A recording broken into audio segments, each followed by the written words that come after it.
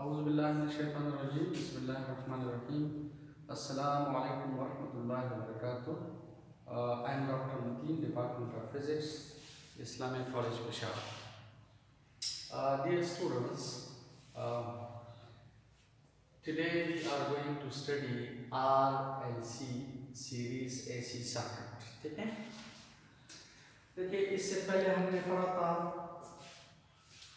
RL series AC circuit. अगर आप resistor के साथ इंडक्टर सीरीज में लगा लें तो व्हाट हैपेंस, ठीक है?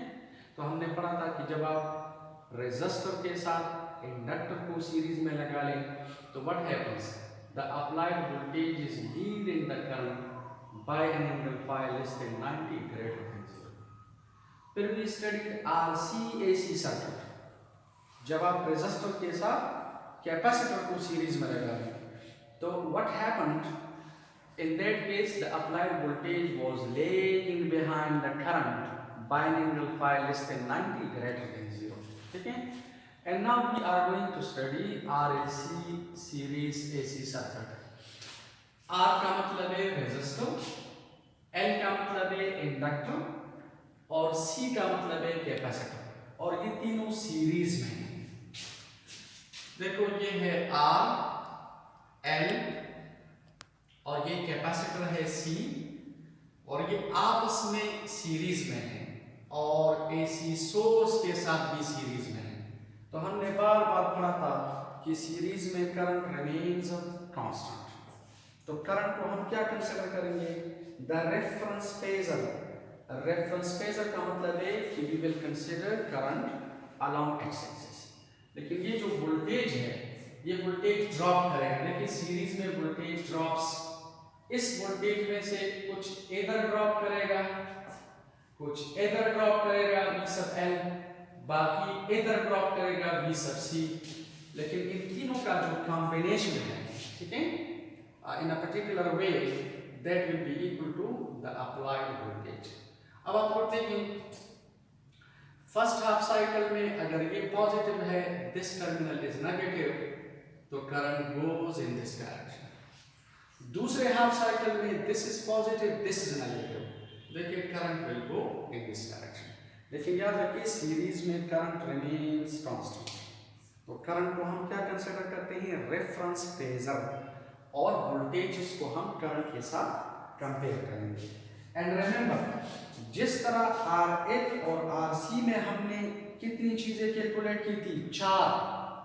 Equation for applied voltage, equation for impedance, equation for power angle या phase angle, and the equation for the power factor. तो याद रखिए यहां पर भी we will have to calculate 4 things. Number 1, equation for applied voltage या phasor, number 2, equation for impedance of the circuit, और number 3, equation for power angle, number 4, equation for power factor.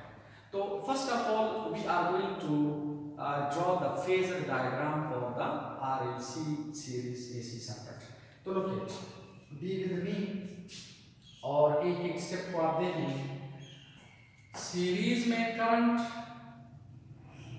remains constant, तो देखो current को मैंने reference phasor consider किया, यानी current is drawn along x axis because this is the reference phasor, it is constant। आपको पता है inductor में the voltage is leading the current by angle 90। तो देखिए इसको मैं इस तरह ऊपर करता हूँ। What is this? ये हमारे पास है VN, और कैपेसिटर में the voltage is lagging behind the current, क्योंकि the current is leading, लेकिन करंट को हमने रेफरेंस लिया है तो अब इसे ना छेड़ो, इसी वजह से the voltage is lagging, ठीक है? शाबाश, the voltage is lagging। और रेजिस्टर में the voltage is in phase with the current। दोबारा देखिए, हमने बार बार पढ़ा है कि रेजिस्टर में AC voltage and current are in phase। तो इस रेजिस्टर के अक्रॉस जो वोल्टेज है वो मैंने करंट के डायरेक्शन में प्लॉट किया, ठीक है। रेजिस्टर में voltage remains in phase with the current। Inductor में voltage is leading the current by angle 90 और कैपेसिटर में voltage is lagging the current. आप इसको माइनस भी सब सी भी ले सकते हैं, नो प्रॉब्लम, ठीक है। अच्छा एक बात आप याद रखिए, इसमें एक बहुत जबरदस्त एमसीक्यू है, वो ये है कि अगर आप गौर से देखें ये जो VL है ये इस डायरेक्शन में है और जो VC है वो डाउन डायरेक्शन में है। तो RLC सीरीज AC सर्किट में voltage across the inductor and voltage across the capacitor they are out of phase by angle of 180। आप देखिए ये वोल्टेज और ये वोल्टेज आपस में out of phase by angle of 180 है। अब मसलन एमसीक्यूज में आ जाए कि the phase difference between the voltage across the inductor and the voltage across the capacitor in RLC series circuit is, अब मसलन नीचे लिखा है 90, 180, 270, 360 whatever it may be, तो 180, यानी इस वोल्टेज और इस वोल्टेज के दरमियान जो फेज डिफरेंस है दैट इज 180। अच्छा एक बात आप याद रखिए, देखो ये वोल्टेज मैंने ज्यादा लिया है और ये वोल्टेज मैंने कम लिया है। आप ये भी ज्यादा ले सकते हैं, वो कम ले सकते हैं, देखिए इट डजंट मैटर। देखिए हमको पता है the voltage across the inductor is I X sub L, look at the concept, and the voltage across the capacitor is written as I into X sub C। Please remember, if the inductive reactance is greater than the capacitive reactance, अगर ये reactance इस reactance से ज्यादा है तो series में current remains constant, current तो constant है। अगर ये इससे ज्यादा है तो याद रखिए ये भी इससे ज्यादा होगा, ठीक है, यानी V sub L must be greater than V sub L, V sub C sorry. और अगर X sub C, अगर X sub C is greater than X sub L तो याद रखिए अगर ये इससे ज्यादा है तो फिर V sub C will be greater than V sub L, ठीक है। तो इट डिपेंड्स, अगर ये ऑपोजिशन इस ऑपोजिशन से ज्यादा है तो ये वोल्टेज इससे ज्यादा होगा, अगर ये ऑपोजिशन इस ऑपोजिशन से ज्यादा है तो फिर ये वोल्टेज इस वोल्टेज से ज्यादा होगा। तो डोंट बी कंफ्यूज्ड कि ये मैंने क्यों ज्यादा लिया है, ये मैंने क्यों कम लिया। आप ये भी ज्यादा ले सकते हैं, वो कम, मैंने ये ज्यादा कंसीडर किया है, ये कम कंसीडर किया है। मैंने ये कंसीडर किया है कि जो इंडक्टर का ऑपोजिशन है X sub L वो मैंने कैपेसिटर के ऑपोजिशन से ज्यादा लिया है, ठीक है। तो लुक एट, देखो इस वोल्टेज और इस वोल्टेज के दरमियान जो फेज डिफरेंस है वो 180 है। देखिए ये वेक्टर ज्यादा है और ये वेक्टर कम है, तो अगर आप इन दोनों का नेट कैलकुलेट करें, for example if this is a body, suppose इस साइड से अगर आप 10 न्यूटन फोर्स अप्लाई करें और इस साइड से आप 2 न्यूटन फोर्स अप्लाई करें तो नेट फोर्स कितना होगा। देखिए जो नेट फोर्स है दैट विल बी 8 न्यूटन, बिल्कुल एग्जैक्टली लाइक दिस। ये आप देखें ये वोल्टेज मैंने ज्यादा दिया है, अब इस वोल्टेज से इतना VC माइनस करें तो हमारे पास जो नेट रह जाएगा ये हमारे पास आ जाएगा VL माइनस VC, दिस। अब हमारे पास एक फेजर ये है, एक फेजर ये है, तो आप इस फेजर को देखिए, इस फेजर को यहां से वेक्टर को यहां से उठाकर इधर ले आना है। सो दिस वेक्टर प्लस जो नेट है ये वाला, ये दोनों ऐड करेंगे। देखिए अगर आप ये दोनों ऐड करें, this is V sub L minus V sub C, देखो this vector plus this vector, you will get the applied phasor या the applied voltage which is V Now let us suppose अगर ये है O and this is A और this is B, तो this is a right angle triangle. ठीक है, दोबारा देखिए, सीरीज में करंट रिमेनिंग कांस्टेंट.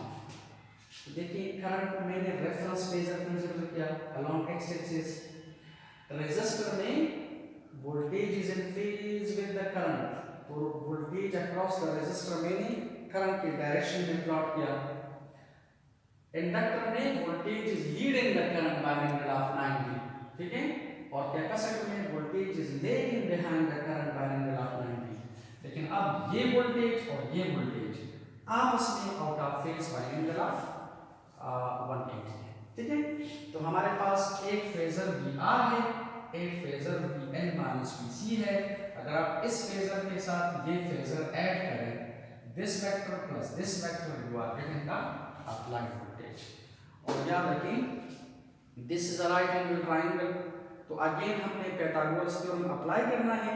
पहले we will calculate equation for applied voltage, then impedance, then equation for power angle, and lastly we will have to derive an equation, write an equation for the power factor.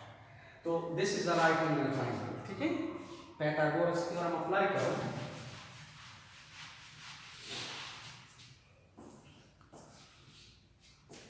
In triangle OAB, शाबाश.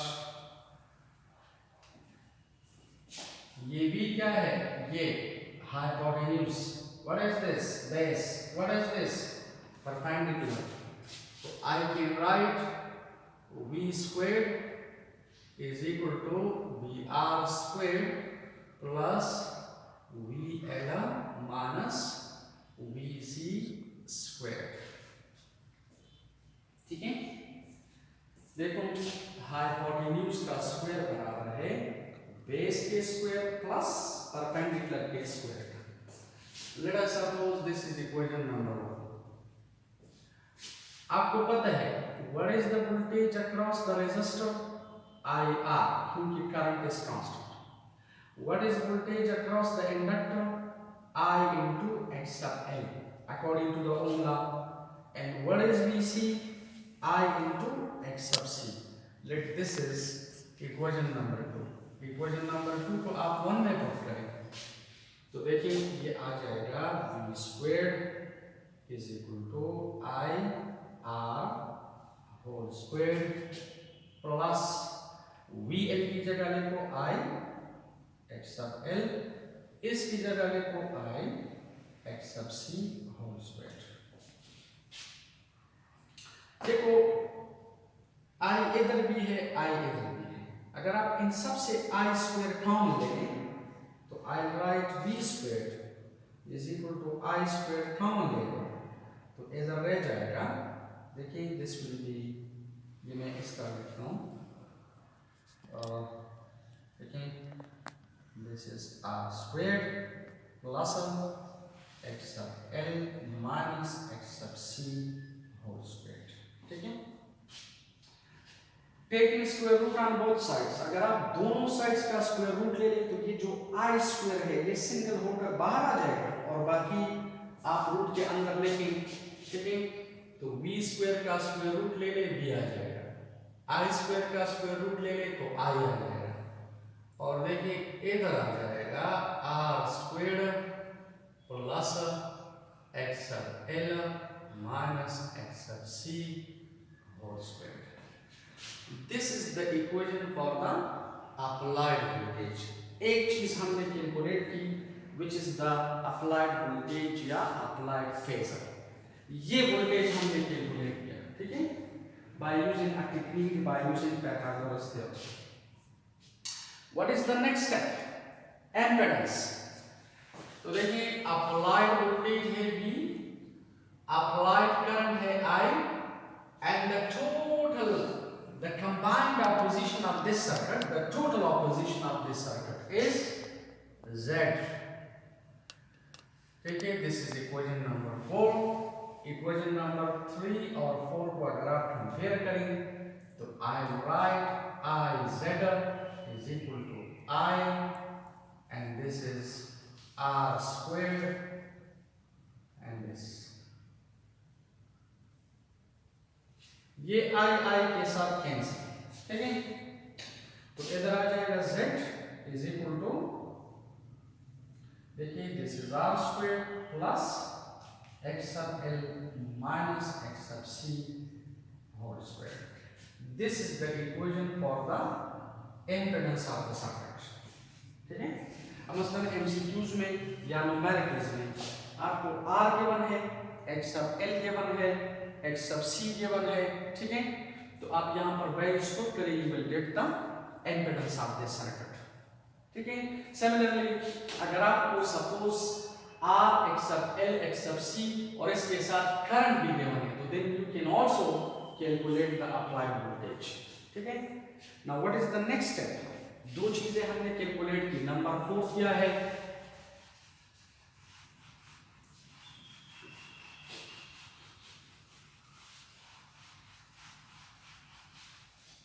शाबाश।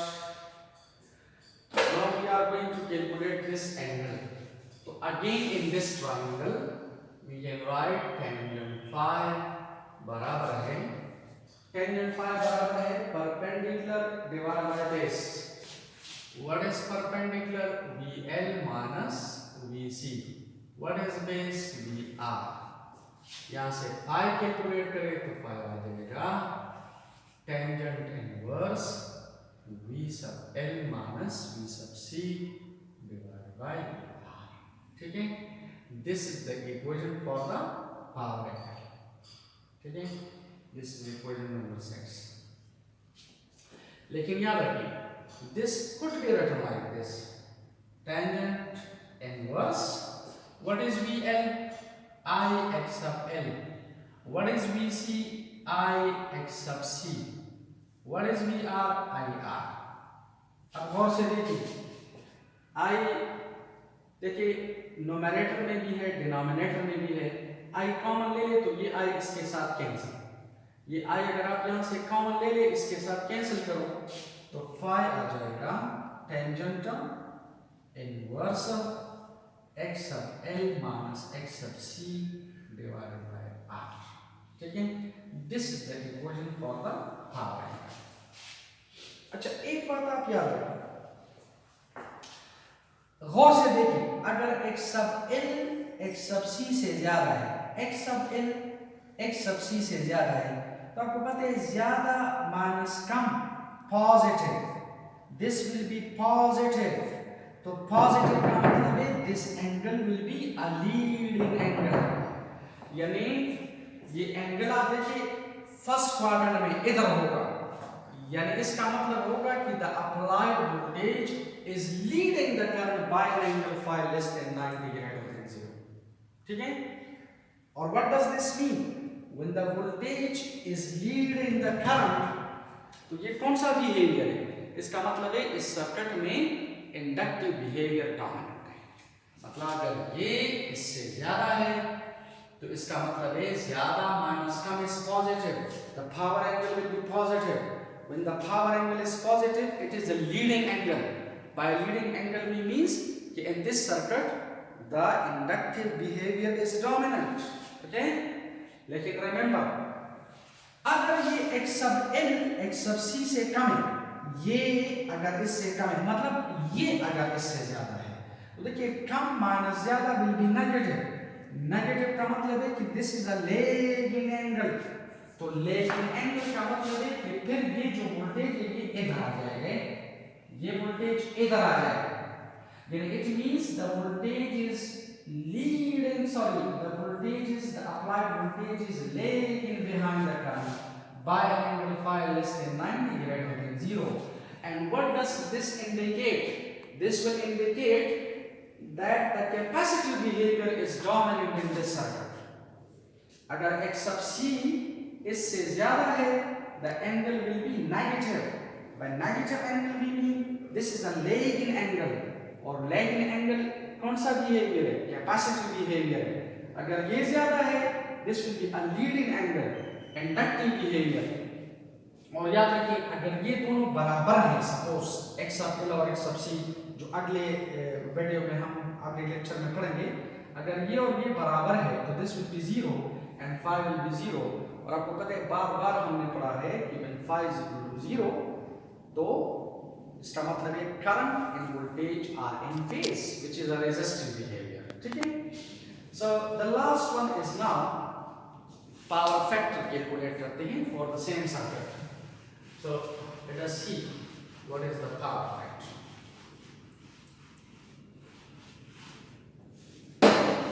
अच्छा देखो, power factor बराबर है cos phi, और cos phi का क्या मतलब है? cos phi का मतलब है base by hypotenuse. So what is base, which is VR? What is hypotenuse? This is V. This is the equation for the power factor. लेकिन आपको पता है what is VR? According to the Ohm law, this is IR. What is V? This is IZ. Putting these values there, so I will get this is IR divided by IZ. Okay, IZ. I was gone with I, so cos phi is equal to R divided by Z, and this is the equation for the power factor. ठीक है, और याद रखिए यहाँ पर देखिए जिस तरह हमने RC में पढ़ा था, RL में पढ़ा था, R जितना ज्यादा होगा तो पावर फैक्टर ज्यादा होगा। ये पावर फैक्टर कब ज्यादा होगा? अगर एंगल कम है। आपको पता है ये एंगल जितना कम होगा, देखिए ये एंगल जितना कम होगा तो इसका कॉस वाला फैक्टर ज्यादा होगा, इसका मतलब है cos phi ज्यादा होगा। तो R जितना ज्यादा, power loss, power dissipation, power factor ज्यादा होगा। अगर R कम है तो पावर डिसिपेशन कम होगा। ठीक है, now look it, if you draw the impedance triangle, तो याद रखिए इसका जो इम्पीडेंस ट्रायंगल है बिल्कुल देखिए,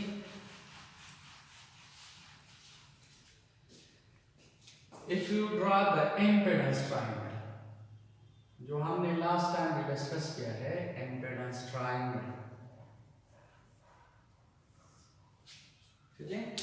तो what is the impedance triangle? देखो VR का मतलब है IR, और इसका मतलब है I into X sub L minus X sub C।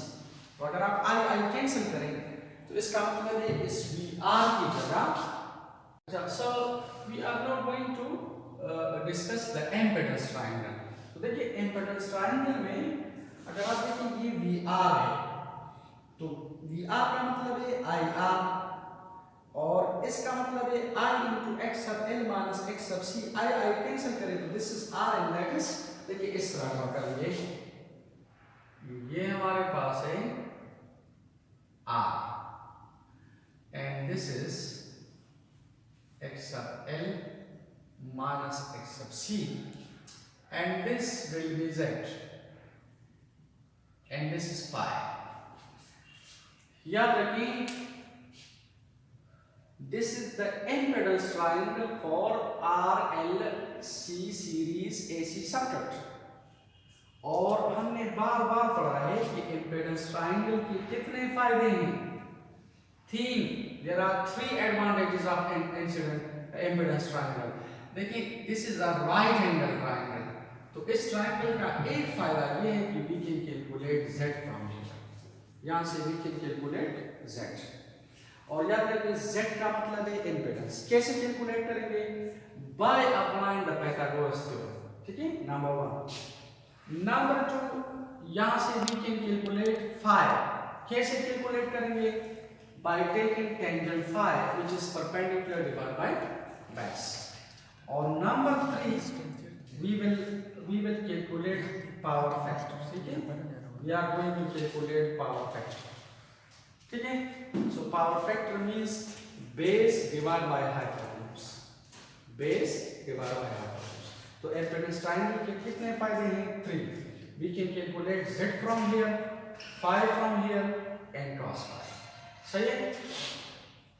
अच्छा एक बात आप याद रखें, if X sub L is greater than x sub c, अगर x sub l x sub c से ग्रेटर है तो आप देखिए फिर ये परपेंडिकुलर ऊपर आ जाएगा। लेकिन याद रखिए if x sub l is less than x sub c, यानी इसका मतलब है कि अगर x sub c is greater than x sub l, तो फिर याद रखिए ये इस तरह हम ड्रॉ करेंगे, फिर इम्पीडेंस ट्रायंगल इस तरह होगा, दिस इज r और ये फिर हम नीचे लेंगे, दिस विल बी ये जो this will B x sub c minus x sub l, ठीक है। अब x सब c ज्यादा है, x सब c कम है, ठीक है, तो दिस विल बी z और यहाँ पर हमारे पास ये एंगल क्या होगा, this will be the lagging angle. लेकिन रिमेंबर अगेन इस इम्पीडेंस ट्रायंगल के तीन फायदे हैं, यहाँ से we can calculate z, we can calculate phi, we can calculate power factor. Thank you.